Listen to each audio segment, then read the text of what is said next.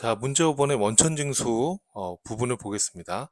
자, 우리가 이전 강의에서는 어, 부가가치세와 관련된 내용과 결산자료 입력하는 거까지 본 겁니다.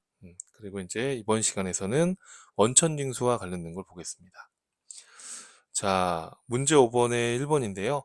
자, 다음 자료를 이용하여 25년도 5월 기속 원천징수 이행상황 신고서를 작성하고 주어진 자료만을 이용해서 어, 이행상황 신고서를 직접 작성하라고 돼 있어요. 좀 특이했던 문제죠, 이것도. 급여 자료 입력 메뉴에서 불러온 자료는 무시하라고 돼 있습니다. 자, 특이하게도 보통은 이제 급여 입력을 하고 원천징수 이행상황 신고서를 불러오는 형태로 문제가 주로 나오는데 이 문제는 특이하게도 자, 어떻게 돼 있어요, 여러분? 원천징수 이행상황 신고서를 직접 작성하라고 되어 있어요. 이것도 많이 좀 당황스럽지 않았을까 싶어요. 시험 문제 나왔을 때. 자, 그럼 지급일자는 6월 5일이고요. 5월달 기속 급여 대장이 나와 있습니다. 자, 여러분 이 부분에서 우리가 중요한 부분이 뭐냐면 두 가지가 있는데 자, 위 급여 내역 중에 식대와 자가운전 보조금은 비과세 요건을 충족했대요. 자, 요거랑 이 자가운전 보조금은 비과세를 충족했고 자, 중도퇴사자가 있네요. 서지은은 중도퇴사자입니다.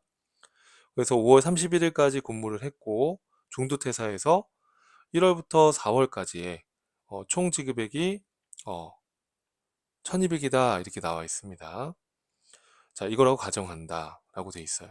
그러면 지금 1200인데 5월 달에 지금 급여가 또 이렇게 지급이 되니까 그렇죠? 요 320까지 고려를 하게 되면 퇴사 직전의 총 급여가 1520이 되는 거죠. 그럼 이 중도퇴사자는 원천징수 이행 상황 신고서에 중도퇴사란에 반영이 되는 거예요. 그리고 자, 중도퇴사 정산이 반영된 내역이며 이렇게 돼 있대요.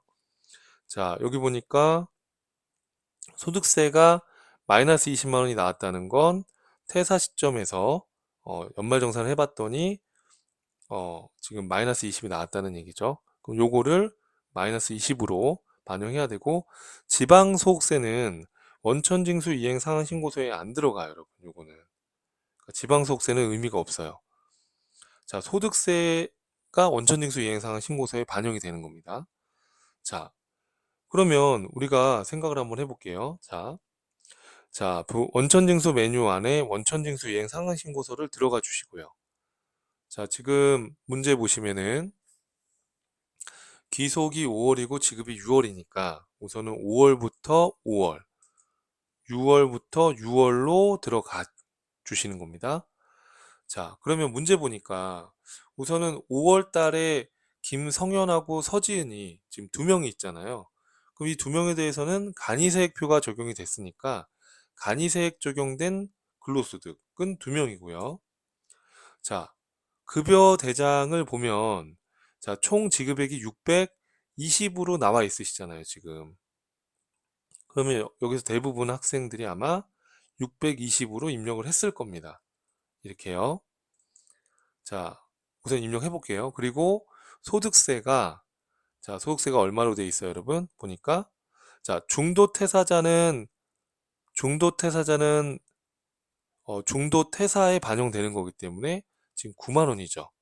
9만 원만 간이세액으로 원천징수가 된 거예요. 이렇게 입력이 된 거예요. 자, 그럼 중도퇴사자가 이 두 명 중에 한 명이 있죠. 그럼 한 명을 중도퇴사에다가 입력을 하고요. 자, 그리고 나서 자, 서지은이 중도퇴사했는데 총 지급액이 1200이에요. 4월까지가. 그럼 5월까지 하게 되면 320까지 하게 되면 얼마겠어요? 1520만 원이 퇴사 직전에 지급된 총 급여입니다. 맞죠? 자, 그리고 여기 보니까 자, 소득세 지방소득세는 중도퇴사자 정산이 반영된 후의 금액이니까 요 금액은 20만 원 마이너스 난 건 중도퇴사자 거죠. 그럼 여기 중도퇴사자에다가 마이너스 20 이렇게 입력이 되는 거예요. 자, 여기까지 했을 확률이 높죠. 자, 그런데 이렇게 하게 되면 아쉽지만 이렇게 하게 되면 감점 당했을 수 있습니다. 자, 무슨 얘기냐면 지금 비과세되는 자가운전 보조금의 경우에는 비과세지만 그러니까 우리가 비과세 중에서도 원천징수 이행상황 신고를 할 때 여기 총 지급액에 제출해야 되는 비과세가 있고 비과세인데 요 총 지급액에 굳이 제출을 하지 않아도 되는 비과세가 있어요. 이렇게. 자, 그런데 여러분 여기 보시면 비과세 되는 자가운전 보조금은 미제출 비과세에 해당이 됩니다. 그러니까 비과세다 하더라도 제출을 해야 되는 게 있고 제출을 하지 않는 게 있다는 거예요. 근데 이것까지 캐치를 하고 있었을지 조금 제가 봤을 때는 쉽지는 않았을 것 같아요. 그래서 하여튼 자가운전 보조금 비과세는 미제출 비과세 소득이라는 거. 그래서 지금 김성형 거 20만 원은 어, 우리가 불러왔을 때 미제출 비과세 소득이기 때문에 불러오지 않는다는 거예요, 여러분. 그러면 자, 20만 원을 제외해야 되는 거죠. 자, 무슨 얘기냐면 620이 총 지급액인데 총 금액인데 이 중에 20은 미제출 비과세이기 때문에 600만 원만 입력을 해주셔야 되는 거예요. 이렇게. 이 부분이 가장 헷갈렸을 것으로 판단이 됩니다. 자, 이렇게 해서 입력을 해주시는 부분이었습니다. 자, 그리고 5월달 급여까지 포함해서 퇴사 직전에 총급여가 반영이 돼야 돼요. 근데 여기에 1520만 원 들어간 것은 지금 자 1520만 원 들어간 것은 서지은 같은 경우에는 자가운전 보조금 비과세가 없으니까 1520이 다 들어간 겁니다. 자, 그렇게 해서 정리를 해주시면 되겠습니다. 자, 이렇게 해서 원천징수 이행상황신고서 직접 작성하고 급여 자료 입력 메뉴에 불러오는 자료 무시하라 이렇게 돼 있으니까 이렇게 입력을 한 다음에 이걸 닫을 때 저장을 꼭 해주셔야 되는 거죠. 이렇게 해서 입력을 해주시면 되겠습니다. 자, 여러분 이해되실까요, 여러분? 이렇게 해서 입력을 해주시면 되겠다. 자, 그래서 주의사항은 비과세 자가운전 보조금은 미제출 대상 소득이라는 거. 그래서 여기에는 반영되지 않는다는 거. 이게 핵심이었습니다. 중도 퇴사가 있을 때에는 중도 퇴사란에 반영된다는 거. 자, 닫을 때 저장 눌러주시면 되겠습니다. 이렇게 해서 마무리 해주시면 되겠습니다. 자, 그래서 아주 특이하게도 보통은 급여 입력해서 그냥 불러오는 걸로 이렇게 나오는데 직접 이 신고서 구조에다가 이렇게 누라고 나왔기 때문에 많은 수험생분들이 또 헷갈리시지 않았을까. 요 시험을 보시는 분들이 헷갈렸을 것 같습니다. 자, 그 다음 문제 한번 보겠습니다. 자, 함춘식 대리 연말정산과 관련된 자료는 다음과 같다. 연말정산 추가자료 입력 메뉴에 소득명세, 부양가족, 의료비, 신용카드 월세액도 있네요. 연말정산 입력 탭에 완료하시오 이렇게 돼 있어요. 자, 세부담 최소화를 가정한다 이렇게 돼 있습니다. 자, 그럼 우선은 연말정산 추가자료 입력으로 들어가서 하나씩 입력을 해야 되겠죠. 자, 연말정산 추가자료 입력 들어가시고요. 자, 대상자는 F2번 눌러서 함춘식 불러오시면 되겠습니다. 자, 소득명세 탭을 클릭하신 다음에 전근무지 소득을 입력하시면 돼요. 자, 현근무지 소득은 여기 파도상의 거 여기에 지금 입력이 다 되어 있어요. 그렇죠? 자, 그래서 여기 현근무지 거 4,060만 원 문제 나와 있는 거 그대로 되어 있고요.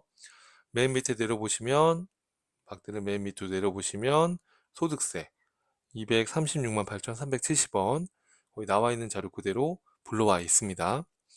자, 그럼 우리는 전근무지 거를 입력하시면 돼요. 자, 문제 보시면 전근무지 거래처가 전근무지 회사가 상호가 솔비 공업사라고 나와 있고요. 자, 이렇게 그대로 입력하시면 되겠고요. 주식회사 솔비 공업사 그 다음에 사업자 번호 956 956 그 다음에 85 그리고 02 635 이렇게 입력하시고 자, 근무기간은 2025년도 1월 1일부터 2025년도 4월 20일까지 라고 나와 있습니다. 자, 급여 총액은 1220만 원 입력해 주시고요. 1220만 원. 자, 그 다음에 비과세 급여나 상여, 감면소득 없다고 되어 있고요.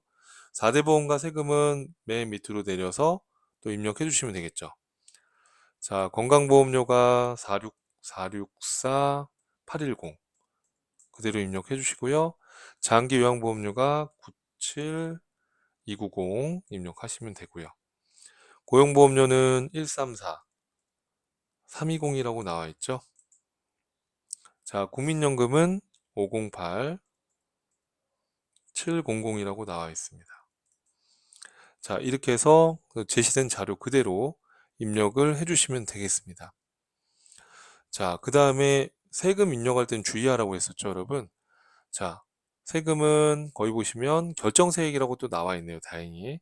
결정세액을 입력한다는 거. 자, 398 000. 자, 지방소득세는 39800 나와 있는 그대로 입력을 해주시면 되겠습니다. 이해되시죠, 여러분? 이렇게 정리하시고요. 자, 그 다음에 자, 문제 보시면 자, 여기까지 입력을 했고요. 가족사항이 나와 있네요. 자, 그래서 기본공제 대상자가 아닌 경우 부로 표시할 것 이렇게 되어 있고요. 자, 위 가족은 모두 내국인으로 생계를 같이 하는 것으로 한다 이렇게 나와 있어요. 그리고 그 뒤에는 연말정산 자료가 나와 있고요. 여러분 여기 연말정산 자료가 이게 2024년이 아니고 2025년도입니다. 이건 오타입니다. 25년으로 좀 바꿔서 연습해 주시면 되겠습니다. 2025년도라는 거. 자, 그럼 이제 가족사항에 대해서 먼저 입력을 한번 해볼게요. 자, 부양가족을 클릭하신 다음에 입력을 해주시면 되겠습니다. 자, 함춘식 본인이 입력되어 있고요. 자, 무주택 세대주라는 것은 이제 월세액 공제가 가능하다는 거죠. 네, 그렇게 보시면 되겠습니다. 자, 그 다음에 아버지가 있죠. 함덕주. 그래서 소득자의 직계 존속 함덕주라고 입력을 해주시고요. 자, 내국인이고 그 다음에 주민번호 그대로 입력하시면 됩니다. 자, 주민번호가 50123 158 1589 321이라고 나와 있죠. 자, 나이가 60세가 넘으셨고요. 일용근로소득이 있어요. 일용근로소득은 분리과세니까 기본공제를 받을 수가 있죠. 자, 나이가 또 70세가 넘으셨기 때문에 경로 우대도 가능한 겁니다. 자, 또 누가 있어요, 여러분? 박경자. 자, 주민번호 입력해 주세요. 530807 그리고 254 8718 이렇게 돼 있네요. 자, 복권 당첨 소득도 기타 소득이고 분리과세입니다. 그러니까 기본공제가 될 수 있죠. 나이도 70세가 넘으셨기 때문에 경로 우대도 되는 것이고요. 자, 그 다음에 함경리 누나네요. 형제자매 입력하시고요. 함경리. 자, 내국인이고요. 자, 주민번호 881229 2509 019 나와 있습니다. 자, 우리가 형제자매의 경우에는 20세 이하이거나 또는 60세 이상이어야 됩니다. 자, 근데 나이 때문에 안 되지만 거기 보니까 중증 환자 등의 장애인이다라고 되어 있으니까 장애인의 경우에는 나이를 따지지 않죠. 그러면 장애인으로 기본공제를 받으시면 되는 거예요. 중증 환자로 선택해 주시면 되는 거죠. 자, 이렇게 해서 입력을 완료하시면 되겠습니다. 해답에도 캡처된 그림이 있으니까 참고하시면 될 것 같아요. 자, 그 다음에 입력을 했고요. 자, 연말정산 25년도입니다, 여러분 이거. 자, 보험료인데요. 자, 함덕주 부. 자, 기본공제 대상자이기 때문에 이 보장성 보험료 가능하고요. 저축성은 안 되죠, 여러분. 이거는 입력하시면 안 됩니다. 자, 장애인 전용 보장성 보험 당연히 가능하죠. 자, 그래서 입력을 같이 한번 해보면, 자, 연말정산으로 들어가서, 자, 여기 보험료. 자, 우선은, 문제 보시면은 함덕주부터 한번 해볼게요. 함덕주 선택하시고요. 자, 보험료 1번 보장성 더블 클릭하시고요. 자, 금액이 얼마인가요? 보니까 50만원. 50만원 입력해 주시면 되겠습니다. 자, 국세청 자료에다가 입력하시면 되겠고요. 자, 그 다음에 또 뭐가 있나요? 자, 문제에서는 국세청 간소화 서비스에서 조회된 자료라고 맨 밑에 나와 있습니다. 여러분, 맨 밑에 보시면은 국세청 간소화 자료다라고 나와 있습니다. 자, 그 다음에 또 누가 있었죠? 보험료? 저축성은 안 되니까 저축성은 아예 제외하시고 함경리 장애인 전용 보장성 보험이 있었죠? 함경리. 자, 이 노란 색깔 보험료 더블 클릭하시고요. 장애인 보장성 보험에다가 얼마였어요? 보니까 문제 70만원. 자, 이렇게 해서 입력을 해주시면 되겠습니다. 자, 그 다음에 또 뭐가 있나요? 여러분 보니까. 자, 그 다음에 의료비가 있죠. 의료비는 나이와 소득에 제한이 없습니다. 그래서 임플란트 비용도 가능하고요. 보청기 구입도 가능하고요. 치료를 위한 한약 구입도 가능합니다. 신용카드로 결제했더라도 신용카드 중복해서 공제해 주니까 신용카드에서 의료비 카드 낸 걸 빼시면 안 되는 겁니다. 자, 그 다음에 주어진 자료만 고려하여 입력한다. 요거 보시고서 자, 그럼 의료비는 어디다가 입력하시는 거예요? 그렇죠. 의료비는 의료비 탭에서 하시면 되겠습니다. 자, 의료비 첫 번째 박경자 선택하시고 자, 국세청 자료라고 가정했으니까 금액만 놓으시면 되는 거예요. 자, 200만 원이네요. 자, 이렇게 입력해 주시면 되겠고요. 자, 또 의료비 보시면 누가 있어요, 여러분? 함덕주 붙인 거. 자, 국세청 자료라고 했고 금액은 30만 원 입력해 주시면 되겠고요. 자, 그 다음에 또 누가 있죠, 여러분? 함경리 선택해 주시고 국세청 금액은요 30만원 30만원 입력해 주시고요. 자, 이렇게 해서 입력을 완료해 주시면 되는 거예요. 자, 그 다음에 신용카드로 한번 들어가 볼게요. 자, 신용카드입니다. 자, 함춘식 본인의 신용카드. 자, 지금 주인공 함춘식 본인 거 당연히 가능하죠. 자, 대중교통은 따로 입력하셔야 되고요. 자, 의료비는 중복 공제가 가능하니까 상관없는데 아파트 관리비는 이거는 안 되는 거예요. 그렇기 때문에 이 경우에는 2100에서 100을 제외한 2000만 원까지만 되는 거예요. 이렇게. 이해될까요, 여러분? 자, 그리고 함덕주가 쓴 것도 가능하죠. 소득이 100만 원 이하니까 가능합니다. 자, 입력을 한번 해보겠습니다. 자, 신용카드 눌러주시고요. 함춘식 본인부터 한번 입력해보면 자, 우선은 2100이지만 아파트 관리비 신용카드 쓴 거는 안 되는 겁니다. 그거 제외하고 2000만 원인데 자, 대중교통에서 쓴 게 얼마라고 되어 있으세요? 60만 원. 이렇게요. 자, 그 다음에 의료비 쓴 것도 포함되는 거니까 이걸 제외하시면 안 되고 자, 그러면 2000만 원에서 2100에서 아파트 관리비는 안 되니까 100만 원 빼면 2000만 원이 공제 대상 신용카드 사용 금액인데 그중에 60만 원은 대중교통에서 썼으니까 1940만 원만 신용카드 쪽에다가 입력을 하시는 거예요. 이해되시죠, 여러분? 이렇게. 자, 그 다음에 함덕주 체크카드 쓴 거. 자, 가능할까요? 자, 함덕주는 자, 여기 부양가족을 눌러보시면 함덕주는 기본공제 대상자이라는 것은 소득이 100만 원 이하라는 얘기잖아요. 거기 가족상에 보시면 함덕주가 일용근로소득 분리과세니까 소득이 100만 원 이하라는 얘기죠. 자, 우리 신용카드에 대해서는 형제자매가 쓴 건 안 되고요. 직계존속이 쓴 것도 가능한데 나이 제한은 없지만 소득의 제한이 있다. 소득이 100만 원 이하인 가족이 쓴 카드도 직계존속이나 직계비속이 쓴 카드도 가능하다는 거. 물론 형제자매가 쓴 건 안 된다고 그랬습니다. 자, 그럼 한덕주 선택하시고요. 자, 금액이 얼마인가요, 그러면 여러분? 카드 쪽에 보시면은 800만 원인데 전통시장에서 쓴 게 포함되어 있으니까 전통시장은 전통시장 칸에다가 따로 두셔야 돼요. 자, 국세청 자료니까 국세청 칸에다가 200. 자, 그럼 800에서 200을 제외한 나머지 얼마죠? 600. 600은 지풀카드 쪽에다가 함덕주 거에다가 입력을 해주시면 되겠습니다. 이해되시죠, 여러분? 이렇게 해서 차분하게 또 입력을 한번 해보시고요. 자, 그 다음에 나오는 게 뭡니까? 자, 월세액입니다. 자, 월세액 공제는 우선 총급여가 당해년도의 총급여가 8천만 원 이하여야 됩니다.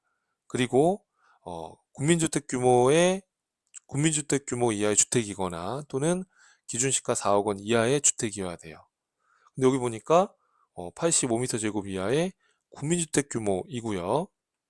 그리고 총급여는 여기 연말정산 입력에 보니까 총급여가 8천만 원 이하입니다. 월세액 공제가 가능하죠. 그러면 월세액 탭을 클릭하신 다음에 거기 지금 문제에 주어진 인적사항을 입력하시면 되는 거예요. 자, 임대인이 이고동이라고 되어 있고요. 자, 주민번호 입력해 볼까요? 69 어떻게 되어 있죠? 1126 그렇죠? 자, 그 다음에 190 4701 4701 이렇게 입력하시고요. 자, F2번 눌러서 유형은 아파트라고 나와 있습니다. 자, 면적은 84m 제곱 84m 제곱. 자, 주소는 임대주택 주소지가 나와 있죠? 그거 그대로 입력하시면 돼요. 경기도 안산시 단원구 이렇게 단원구 입력하시고 중앙대로. 자, 그 다음에 620 이렇게 해서 똑같이 입력을 잘 해주시면 되는 거예요. 자, 엔터. 자, 그리고 임대차 기간이 2024년도 1월 1일부터 2025년도 12월 31일까지. 자, 계약 기간은 이렇지만 올해는 연간 월세액이니까 2025년도에 납부한 연간 월세액이니까 자, 문제 지문에 월에 60만 원이라고 돼 있잖아요. 이렇게. 그러면 우리 2025년도 거 하는 거니까 2025년도에 12개월치를 납부했겠죠. 그럼 60만 원 곱하기 12 하게 되면 7,200. 7,200이 연간 월세액이 되는 거예요. 이렇게, 720. 720이 연간 월세액이 된다. 이렇게 해서 입력을 완료해 주시면 되겠습니다. 자, 이렇게 입력한 다음에 끝인가요, 여러분? 아니죠. 자, 여기까지 다 왔는데 끝이 아니죠. 자, 마지막에 뭘 해야 돼요? 연말정산 입력에 부양가족 탭 불러오기를 눌러서 부양가족에 입력된 데이터들을 끌고 오셔야 됩니다. 이렇게. 자, 여기까지 해주시면은 끝이 나는 거예요. 자, 그래서 교재에도 요 화면 캡처된 그림을 넣어놨으니까 여러분들께서 확인을 한번 해보시면 될 것 같아요. 자, 이렇게 해서 불러와 주시면 되겠고요. 자, 결정세액이 빵원이 나왔네요. 그죠? 결정세액 빵원이 나와서 276만 6,370원을 환급받게 되는 거죠. 이해되실까요, 여러분? 자, 이렇게 해서 정리를 해주시면 되겠습니다. 따로 저장키는 없고요. 여기 작업 완료를 하실 필요는 없습니다. 문제에서 뭐 작업 완료를 하세요 이렇게 하면 모를까? 일반적으로는 뭐 작업 완료하세요. 이건 마감하는 기능인데 요거까지 시험에 나오지는 않습니다. 문제 지문에 따라 가시면 되되 특별한 언급이 없으면 여기까지만 하시면 되는 거예요. 자, 요거 닫고 마무리하시면 되겠습니다. 자, 여러분들 원천징수와 관련된 내용을 같이 보았습니다. 수고하셨습니다.